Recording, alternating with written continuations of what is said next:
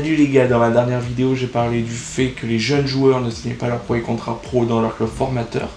Et aujourd'hui nous allons voir si le fait que Dimitri Payet signe un nouveau contrat jusqu'en 2024 soit une bonne nouvelle pour le club. Du point de vue financier, il faut savoir si cette prolongation de contrat est une bonne affaire pour l'OM.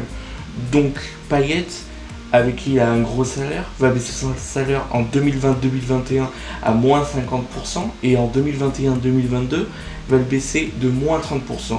Et aussi il va renoncer aux primes de qualification en Coupe d'Europe. Surtout que à cause des problèmes financiers de l'OM, de baisser sa marge salariale.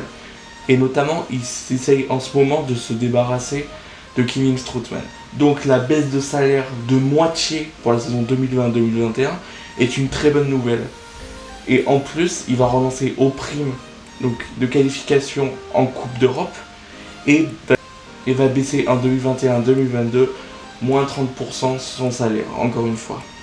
Il faut noter également que le salaire qu'aura Dimitri Payet sur les dernières saisons de son contrat sera fortement lié au match qu'il jouera. Ainsi, cette baisse de salaire va permettre à l'OM de pouvoir se conforter le plus facilement possible au fair play financier, avec qui ils ont un gros déficit sur le plan sportif maintenant. Alors que Dimitri Payet sort d'une grosse saison avec en 22 matchs 9 buts et 4 passes décisives et de grosses performances dans les gros matchs. Si Dimitri Payet répète ce genre de performance l'année prochaine et notamment en Ligue des Champions, son salaire, qui sera du coup divisé par 2, permettra à Marseille de faire de très bonnes économies sur le plan financier, mais également de pouvoir se permettre de recruter d'autres joueurs.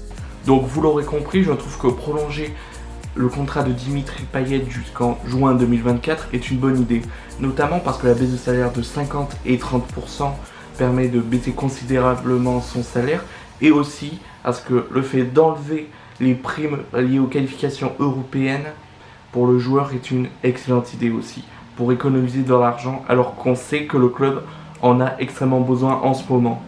Et notamment parce que alors que son contrat se terminait en juin 2022, Dimitri Payet aurait conservé le même salaire qu'il a à présent, ce qui en fait donc une grosse économie. Merci d'avoir regardé cette vidéo, n'hésitez pas à laisser un like et à me dire en commentaire si vous auriez prolongé le contrat de Dimitri Payet ou si vous ne l'aurez pas prolongé du tout, et à vous abonner à ma chaîne pour suivre les prochaines vidéos sur la chaîne et à me suivre sur mes réseaux sociaux et plus principalement Twitter où je suis le plus actif. Bye tout le monde.